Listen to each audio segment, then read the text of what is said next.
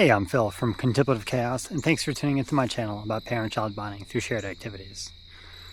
Today will be a little different than my normal episodes. I usually do like a vlog style with my children, but today I'm going to reflect on the recent shootings. So we had the shooting at a Catholic church where the 2 children were killed and 17 were injured, and then the Charlie Kirk assassination.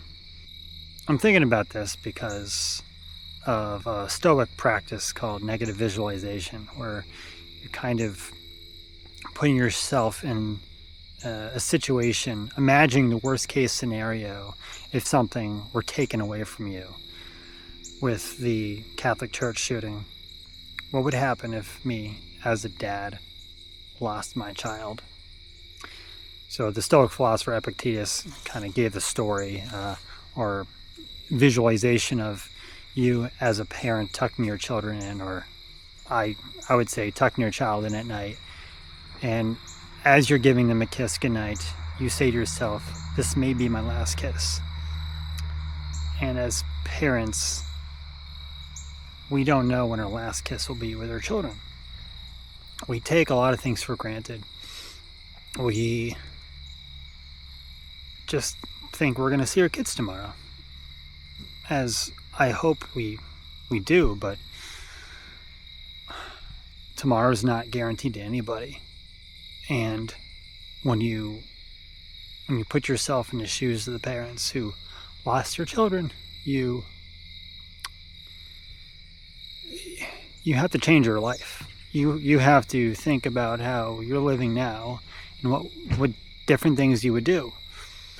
Because a lot of times as parents, we're busy. We have busy lives. We running around. We prioritize our, I don't know, some of us prioritize our careers and our education and making money and our own personal hobbies. And I don't know how much of us actually prioritize our children and what they mean to us and what they are like in our lives until something bad happens and we lose them.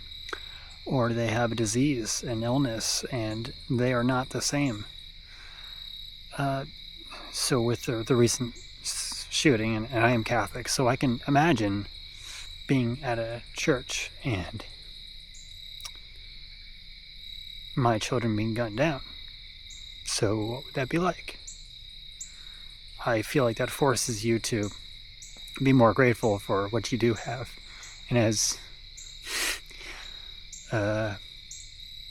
difficult children can be sometimes, and they can drive you crazy, make messes, they bring a great deal of joy to your life.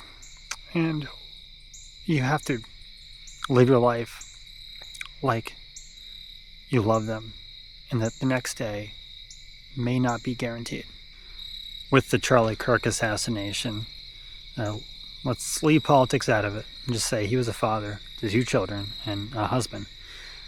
And he left those 2 children behind. Those children will grow up without a father, which is always a sad situation. And I'm bringing this up because I'm kind of flipping the script on the first situation where your child dies. If you die, what kind of memories are your children going to have with you? Were you the parent who is always out trying to get a buck for career advancement, for educational success, for your own personal glories or hobbies or your own pursuits, and you just left your children in the dust? Or were you the parent who took the time to be with your children, to pass on what you love and what you know, and be a good parent to them, to show them that you love them? Whether it's just playing board games or catching, passing the ball around, or fishing or biking. When you get a chance, and I know we're so busy, us parents nowadays, I feel like I get home and I have 30 or 45 minutes to do anything with my kids. And after a full days of work, we're tired and stressed, and sometimes we just want to be left alone. But what kind of memories and message is that saying to our children if we don't want to do things with them. I'm not saying we have to do things with them all the time, but do we make time for them?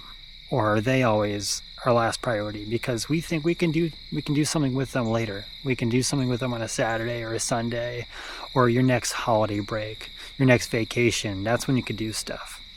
But no, tomorrow is not guaranteed to anybody. And if you die, if I die, what kind of memories are my kids going to have? Are they going to tell their kids about, yes, my dad died when I was 7, but I didn't really know him. I didn't do anything with him. Or are they going to have memories? But having those interactions with them and communication and just love, that's what us parents are here for. And we need to remember that. So before going to bed, kiss your kids. Let them know that you love them. Tomorrow's not guaranteed to anybody. And that's all. God bless.